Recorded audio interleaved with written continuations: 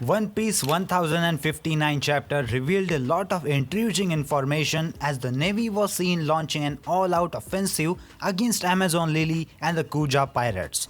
The goal of the attack was to capture the former warlord of the sea Boa Hancock and her pirate crew. The Navy has several powerful captains and vice admirals ready to attack Hancock, but the biggest force that they carried with them was a new weapon called as Seraphims. These new weapons played an incredibly important role in the chapter and, more importantly, were teased by Oda in the chapter as they have major role to play in the future. So what are these Seraphims? The Seraphim are the new Pacifista unit developed by Marine Special Science Group with the intention of replacing the Seven Warlords of the Sea as one of the three great powers. The normal Pacifistas are the human weapons developed by Marine head scientist Dr. Vegapunk, and they were cyborgs built in the mold of the former warlord Bartholomew Kuma, who was the cyborg prototype for the project. As stated by Sentomaru, the funds required for the construction of just one Pacifista are roughly equal to that of Marine-issued battleship.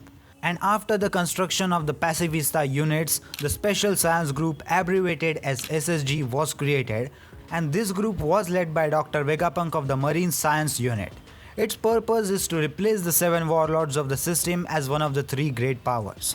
Having one of the great three powers getting removed and replacing them with the new Pacifistas, which works according to the orders given by the Marines and the world government officials, will make things a lot easier. They won't have to rely on warlords and their powers to control the world now. Plus, the addition of the Seraphims makes it much more easier to do things like attacking and capturing the former warlords. This work on the Seraphim began before the 2-year time skip of One Piece, with Bartholomew Kuma, one of the former warlords of the sea. Using Kuma's body, Vegapunk managed to create cyborgs that were far stronger than Frankie and could use Kizaru's laser ability.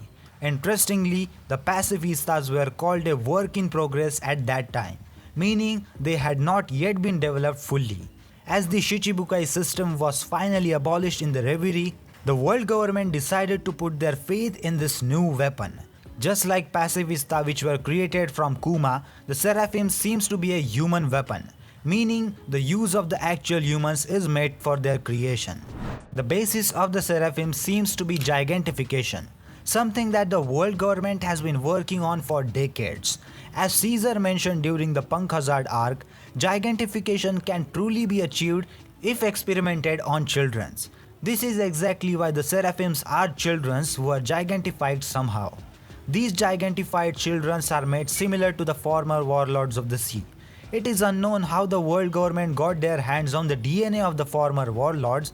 However, they seem to have incorporated them into the bodies of the Seraphim units to give them similar appearances and abilities of the former warlords.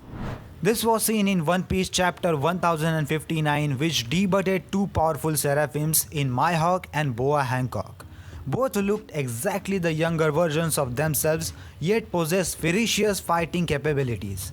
At the same time, the world government also seems to have access to Lunarian DNA, which they likely received from King, who was once their prisoner and was freed by Kaido. The Lunarians were a race of moon worshippers who lived on the Red Line, and they were linked to gods during the time they were alive. They have the unique ability to produce and emit flames for terrifying attack power, but also for defensive capabilities. Their resilience is second to none, as shown when Zoro fought against King, the last living Lunarian. The Lunarians are distinguished by the flames on their back, but they also have white hair, dark skin, and black wings. While it's unknown why they possess these features, it is known that all Lunarians possess them, and as a result, so do the Seraphims. Using the Lunarian powers, the Seraphim are made incredibly powerful. They have a striking feature of the Lunarians, such as white hair, brown skin, black wings, and flames on their back. As such, they also have the incredible tough defense of the Lunarian tribe along with all their other abilities. Evidently, the Seraphims are incredibly powerful. The world government made them to replace the Seven Warlords of the sea, meaning their strength should be relative.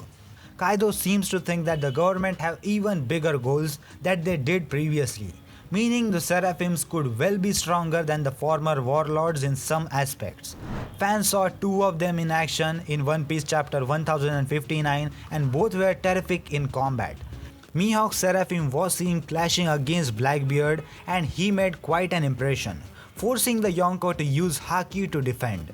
What was even more frightening was Mihawk's Seraphim chopping off the giant tail on Amazon Lily in half effortlessly. Meanwhile, Boa Hancock's Seraphim used abilities that Kizaru possesses and caused large-scale destruction on the island.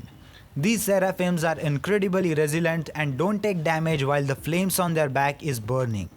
But when their flames on the back turns down, their speed increases drastically at the expense of their incredibly high defense. The Seraphim could have used the further abilities that the fans have not seen just yet. Most likely, focus will be thrown on them in the upcoming wars in the One Piece series, and fans will get to see the full extent of their powers. For now, they look more than capable of holding their own against even mighty pirates such as Blackbeard and Boa Hancock.